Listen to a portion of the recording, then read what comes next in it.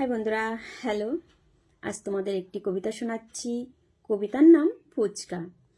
3 অক্ষরে নামটি তার, দেখতে পুরো গোল, চেহারাটা দেখতে যেন পুরো একটি খোল। পেটের ভিতর নেই কিছু, শুধুই যে ফাঁপা। ফুচকাওয়ালা আঙুল দিয়ে পেটে দেয় চাপা, তক্ষুনি পেট ফেটে হয়ে যায় ফাঁকা। হাতে হাতে ধরিয়ে দেয় বাটি শাল পাতা।